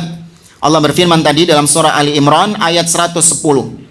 Allah mengatakan, kuntum khaira ummatin ukhrijat linnas. Kalian adalah umat yang terbaik yang pernah Allah munculkan bagi manusia. Kenapa? Ta'muruna bil ma'ruf wa tanhauna 'anil munkar wa tu'minuna billah. Kalian memerintahkan kepada kebaikan dan mencegah dari keburukan, dan kalian beriman kepada Allah Azza wa Jalla. Ya. Ini dalil para sahabat. Kuntum, kalian. Ketika ayat ini turun, kalian siapa? Para sahabat. Ya. Kemudian dalil-dalil yang lain banyak sekali. Seperti tadi Nabi SAW mengatakan, sataftariqu hadhil ummah ila 73 firqah kulluha finnar illa wahidah. Umat Islam terpecah menjadi 73 golongan. Semua golongan itu akan mengantarkan pelakunya ke neraka. Ya, ingat golongannya ini tadi, masih ingat ya, jalan-jalan yang banyak itu nanti jebusnya nang di neraka semuanya. Tapi mungkin nggak orang yang sudah masuk jalan situ balik lagi ke jalan yang tengah? Mungkin. Ya, mungkin nggak orang yang sudah di jalan tengah ini moro-moro menggok ke jalan yang bercabang? Mungkin. Ya, maka di sini menjelaskan tentang jalannya, konsepnya, semuanya mengantarkan ke dalam neraka. Illa wahidah, kecuali satu tok. Ya, satu tok. Para sahabat bertanya, siapa itu ya Rasulullah? Bagaimana ciri mereka? Ya, maka Nabi mengatakan, ma ana alaihi wa ashabi, yaitu mereka yang memahami agama ini dengan apa yang aku dan para sahabatku memahami di atasnya. Ya, ini rekomendasi dari Nabi, bukan cuma rekomendasi anjuran saja, tapi kewajiban setiap umat Islam untuk memahami agama ini dengan pemahaman para sahabat. Kemudian dalil yang lain, Nabi mengatakan, khairun nasi qarni, thumma alladhina yalunahum, thumma alladhina yalunahum. Sebaik-baik manusia adalah generasiku, yaitu para sahabat. Thumma alladhina yalunahum. Kemudian yang kedua, generasi setelah mereka, yaitu para tabi'in, yang belajar agama, mengambil agama ini dari para sahabat. Kalau sahabat ngambil agama dari Nabi, kalau tabi'in ngambil agama dari para sahabat. Wa tsummal ladzina yalunahum, kemudian yang setelah mereka, yaitu atba'ut tabi'in, pengikutnya para tabi'in. Ya, ini generasi yang direkomendasikan oleh Nabi SAW. Ya, maka jamaah yang dimuliakan oleh Allah, yang terakhir, ya, kita tutup dengan sebuah athar dari Abdullah bin Mas'ud yang menunjukkan betapa seharusnya seorang muslim itu berpegang dengan metodenya para sahabat dan tidak membuat metode-metode lain yang bukan dipahami oleh para sahabat. Abdullah bin Mas'ud mengatakan, ya, man kana minkum mustannan falyastanna bi ashabi Rasulillah sallallahu alaihi wasallam. Barang siapa di antara kalian yang ingin mencari suri tauladan, petunjuk, ya, menjadikan figur, maka hendaklah dia menjadikan sahabat-sahabat Nabi sebagai figurnya, sebagai contohnya, sebagai teladannya. Beliau mengemukakan alasannya kenapa? Fa innahum kanu abarra hadhil ummati quluba. Karena para sahabat adalah orang yang paling baik hatinya. Ya, yang dipuji sama Allah. Allah itu kalau memuji seseorang, apa cuman tampilan luarnya yang dipuji? Tadi ya kita baca pujian-pujian Allah, wasabiqunal awwalun, kan para sahabat itu kan. Apakah Allah ketika memuji seseorang itu karena tampilan luarnya atau sampai hati-hatinya? Sampai hatinya. Buktinya Allah mengatakan dalam surah Al-Fath, laqad radiyallahu 'anil mu'minina idh yubayyi'unaka tahta syajarah fa'alima ma fi qulubihim. Tuh. Allah tahu isi hati mereka. Ya. Makanya orang-orang Syiah mengatakan para sahabat itu cuman pura-pura saja beriman di hadapan Nabi. Kemudian ketika Nabi mati baru mereka menampakkan kemunafikan mereka selama ini. Loh, Allah mengatakan Allah tahu isi hati mereka kok. Apa Anda meragukan Allah Subhanahu wa taala? Allah mujinya itu karena Allah tahu casingnya tok. Ternyata setelah saat nabinya mati, sahabat ini jadi liar, jadi kafir. Allah baru tahu, oh tiba nong ini. Tiwas tak puji. Ya gitu Allah. Nggak mungkin Allah memuji itu pujian sampai berlaku sampai hari kiamat. Ya. Kemudian kata Abdullah bin Mas'ud, fa innahum kanu abarra hadhil ummati quluba wa ahsanuhum halan. Mereka adalah orang-orang yang paling baik keadaan mereka. Ya gimana nggak baik? Mereka tuh belajar agama langsung dari Nabi, bayangkan. Bahkan tidak jarang ada ayat yang turun ketika mereka melakukan kesalahan-kesalahan, ada ayat yang turun diluruskan oleh Allah Subhanahu wa taala untuk mengoreksi kesalahan mereka. Makanya Jabir bin Abdullah radhiyallahu taala anhu, beliau berdalil tentang bolehnya azl karena tidak ada ayat yang turun ketika itu. Jabir bin Abdullah mengatakan, kunna na'zil wal Qur'anu yanzil. Kami ketika Quran masih turun, masih belum sempurna turunnya, kami sudah melakukan azl. Ternyata nggak ada ayat yang melarang kami untuk melakukan azl. Nggak perlu ya dijelaskan ya. Ya, nanti lo paham juga kok. Ya, nggak perlu ya azl dijelaskan. Googling saja nanti lah. Ya. Tapi azl hukumnya boleh. Apa dalilnya? Jabir bin Abdullah mengatakan nggak ada ayat yang turun melarang azl. Kenapa? Karena kami di zaman tersebut, para sahabat, ketika kami melakukan sebuah kesalahan, tidak jarang ayat yang turun khusus untuk menegur kesalahan kami. Itu para sahabat, dijamin kebaikannya. Kemudian wa aqwamahum hadiyan. Kata Abdullah bin Mas'ud, para sahabat itu adalah orang-orang yang paling lurus petunjuknya. Ya, jalan mereka adalah jalan yang paling lurus, yaitu tadi jalan yang digaris Nabi yang satu itu. Ya, wa aqallahum takallufan. Para sahabat itu orang-orang yang tidak aneh-aneh, enggak neko-neko. Mereka memahami agama langsung seperti yang Nabi pahami, selesai. Tanpa harus ini ketika mendengar ayat tentang sifat, ya ditakwil ke sini, ditakwil ke sana, dengar PDW. Ketika mendengar ayat tentang sifat misalnya, wa yabqa wajhu rabbika dzul jalali wal ikram, maka kekalah wajah Tuhanmu yang memiliki kemuliaan dan keagungan. Wajah. Ini kalau ditetapkan wajah berarti ya kita berarti menyamakan Allah sama makhluk kalau gitu. Maka ini harus ditakwil. Tapi apa ya enaknya ya? Nggak gitu para sahabat. Ya. Langsung dipahami Allah punya wajah, selesai. Tapi laisa kamitslihi syai'un. Tidak sama wajah Allah dengan wajah makhluk. Allah punya wajah secara hakiki. Ya. Maka para sahabat enak memahami agama, tidak terlalu berlebih-lebihan. Ya, puas dengan apa yang diajarkan Nabi kepada mereka, selesai. Tidak perlu improvisasi. Ya, tidak perlu perbaikan, tidak perlu adanya penambahan, upgrade yang lain, enggak. Ya, makanya buat yang malas-malas ngaji biasanya alasannya gitu. Ngaji ini apa bahas kitab tauhid, alas ngono-ngono tok, Mas. Paling sing dibahas kok tauhid rububiyah, uluhiyah, asma wa sifat. Iya kan? Iya, is ngono-ngono tok. Lu terus ente mau apa baru gitu? Ente mau pembahasan yang mana yang baru? Bid'ah dong kalau kayak gitu. Ya memang ini para sahabat mencukupkan dengan apa yang dibawa Nabi, selesai, puas mereka. Ya, tidak perlu mereka menambah-nambah apa yang belum atau apa yang tidak diajarkan Nabi. Kemudian kata Abdullah bin Mas'ud, qaumun ikhtarahumullah li suhbati nabiyhi wa li iqamati dinihi. Para sahabat adalah sekelompok kaum yang memang sengaja dipilih oleh Allah untuk menemani nabinya dan untuk menegakkan agamanya. Jadi para sahabat hidup di zaman itu memang itu karena pilihan Allah.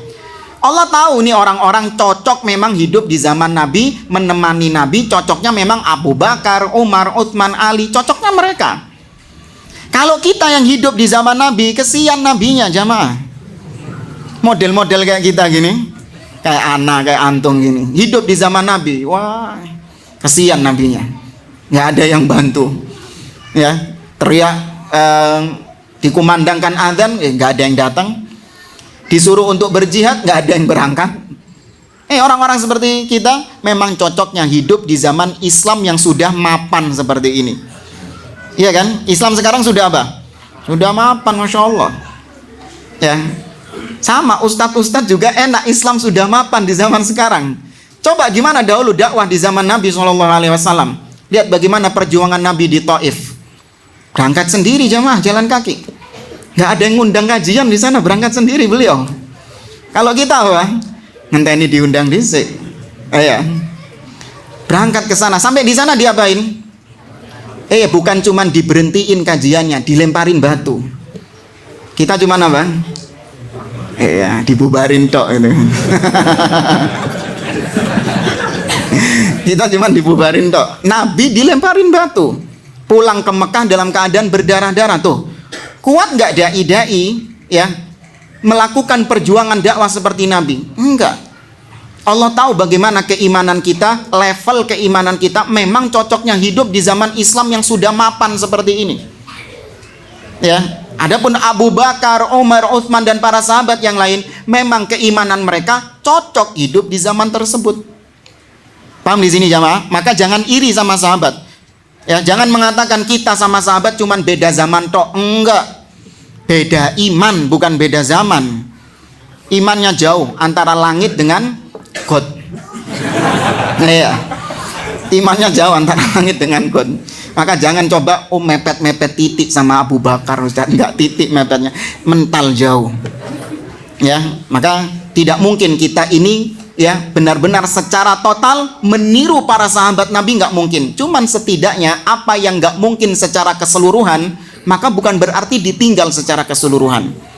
Cuman nggak, kita tetap berusaha meniti jalan mereka. Ya, ini usaha kita. Ya, meskipun nggak mungkin kita itu sampai kepada derajatnya Abu Bakar dan Umar, nggak mungkin. Apalagi sampai derajatnya Nabi. Na'udzubillah. Taib jamaah dimulakan oleh Allah. Kemudian kata Abdullah bin Mas'ud, fa'arifu lahum fadlahum wattabi'uhum fi atharihim fa innahum kanu ala hudan mustaqim. Kenali jasa-jasa mereka, ikuti jejak-jejak mereka, ikuti pemahaman mereka, karena mereka di atas pemahaman yang lurus. Ya, ini rekomendasi dari seorang Abdullah bin Mas'ud radhiyallahu anhu. Taib jamaah, pertanyaan cukup. Itu pun tak pilih yang genah-genah, yang sesuai tema jamaah ya.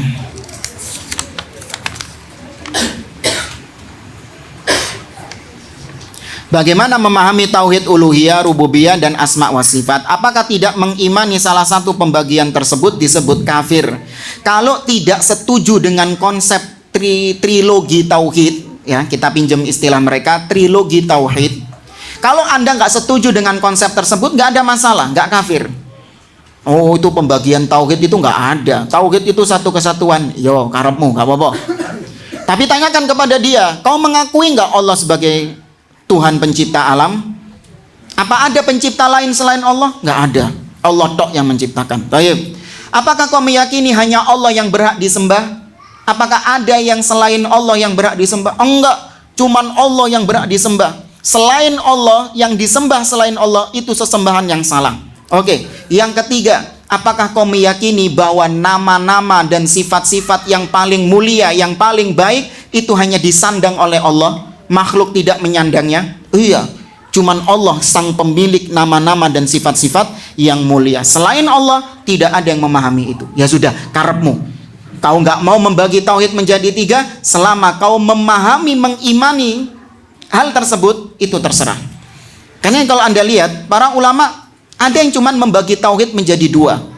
Tauhid af'alul ibad wa tauhid af'alullah. Ya, tauhid yang berkaitan dengan perbuatannya Allah dan tauhid yang berkaitan dengan perbuatannya hamba.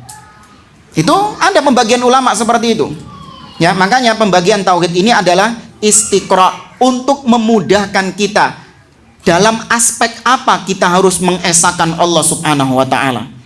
Dari segi mana kita harus mengesahkan Allah Azza wa Jalla? Kenapa? Karena dalam kenyataan di lapangan ada orang yang di satu sisi mereka mengimani Allah, di satu sisi mereka kufur kepada Allah. Seperti siapa? Orang-orang musyrikin Quraisy. Mereka mengimani Allah sebagai Rabb mereka. Wala in sa'altahum man khalaqahum la yaqulunallah. Apabila kau bertanya kepada mereka siapa yang menciptakan mereka, mereka pasti menjawab Allah. Tauhid apa ini? Rububiyah. Namun ternyata mereka mempersembahkan ibadahnya kepada selain Allah Azza wa Jalla. Ya, beriman di satu sisi, kufur di satu sisi, maka nggak berguna keimanan ini. Ya, sekali lagi ini hasil istiqra. Ya, adapun kalau ada orang yang tadi di sini tidak mengimani, artinya dia cuman beriman dengan rububiyah namun tidak beriman dengan uluhiyah, kufur. Apa bedanya sama Abu Jahal CS? Ya, cuman sekali lagi itu hukum secara umum. Kalau ini yang dimaksud penanya ini adalah temannya dia, si fulan, jangan dikafirkan dulu. Ya, hukum secara umum perbuatannya apa? Kufur. Perilakunya kufur, cuman pelakunya belum bisa dikafirkan. Harus ditegakkan hujjah terlebih dahulu. Ya, wallahu a'lam. Aduh, cek cilik-cilik ini. Wis ngantuk gitu. Ya. Ustadz, apakah perlu bagi kita untuk mengetahui macam-macam syirik, bid'ah, syubhat, dan khurafat kekinian?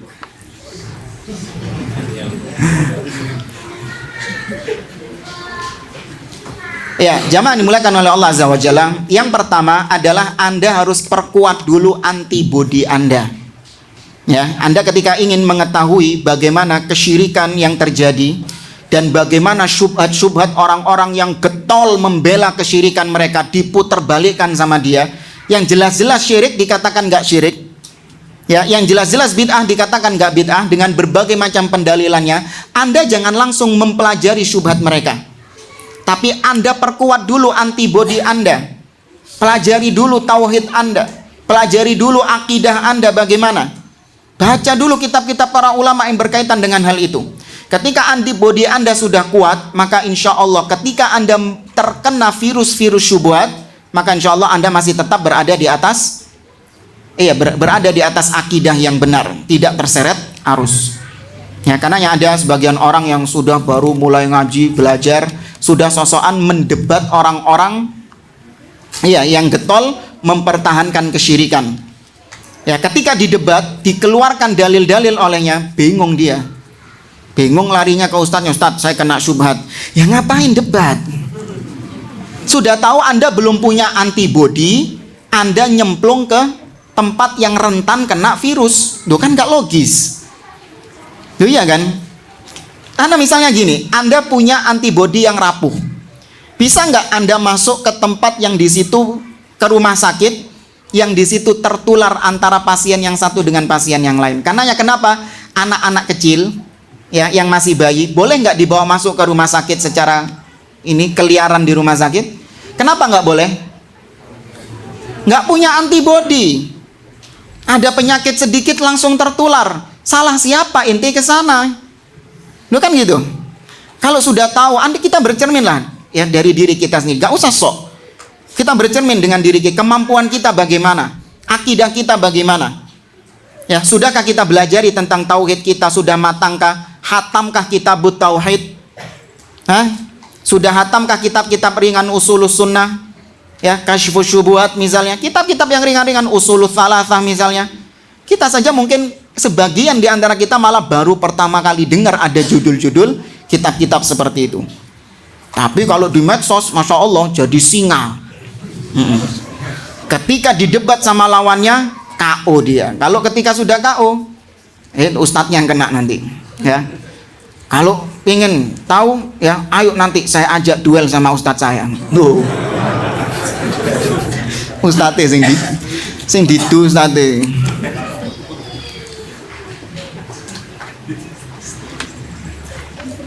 Tapi di sini disebutkan apakah benar ada hadis seperti di bawah ini? Ya, sepeninggalku akan ada para pemimpin, ya. Siapa yang mendatangi mereka lalu membenarkan kedustaan mereka dan mendukung kezaliman mereka, maka dia bukan bagian dariku dan aku bukan darinya.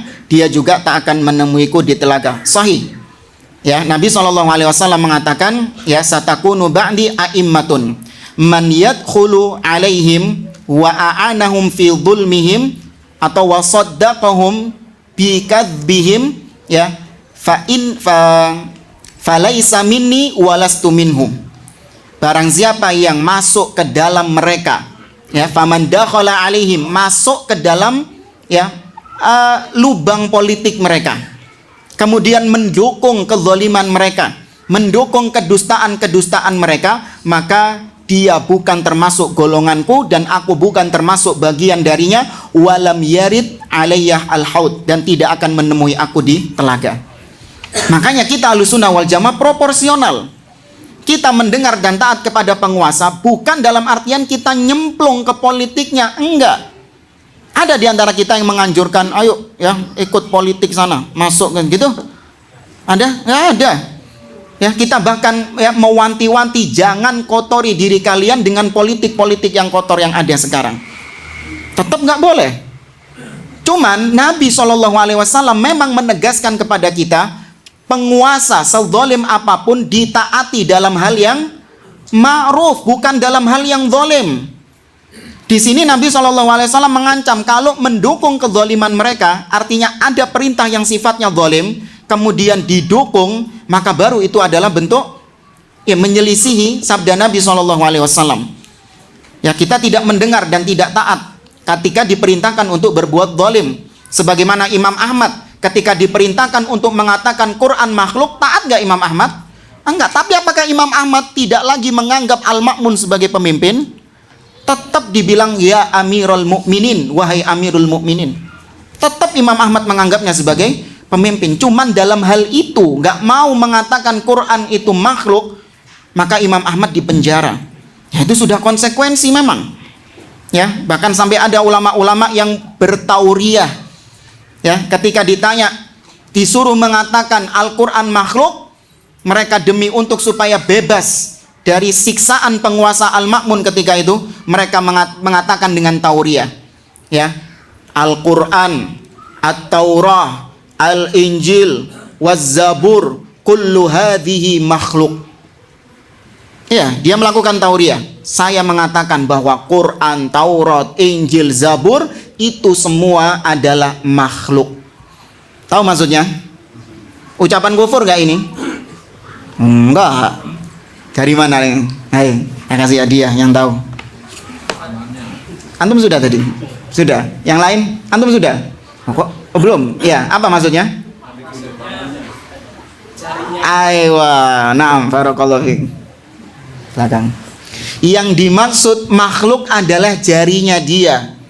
Tapi akidahnya tetap mengatakan Quran, Taurat, Zabur, Injil ini adalah kalamullah, bukan makhluk. Lihat, untuk mempertahankan akidah, pemerintah memerintahkan kezaliman, Al-Quran makhluk, itu sesat. Tapi Imam Ahmad tidak memerintahkan untuk mengkudeta, melengsarkan, mengkafirkan penguasa yang ada. Enggak. Tetap Imam Ahmad bersabar dengan kezaliman tersebut. Ya, ini manhaj kita. Maka hadis Nabi tadi tidak bertentangan dengan apa yang kita sampaikan. Karena yang Ahlussunnah ini punya konsep yaduruna ma'ad dalil aina madara. Ahlussunnah ini berputar bersama dalil kemanapun dalil itu berputar. Dalil menghalalkan, kita halalkan. Dalil mengharamkan, kita haramkan. Tapi orang-orang di luar mengatakan pelin-pelan, nggak mau berpolitik, tapi ketika pemimpin sudah naik, ditaati dan didengar. Ini sama seperti nggak mau babi asli, tapi kalau babi sudah dimasak, dimakan. Pernah dengar kayak gitu? Hah?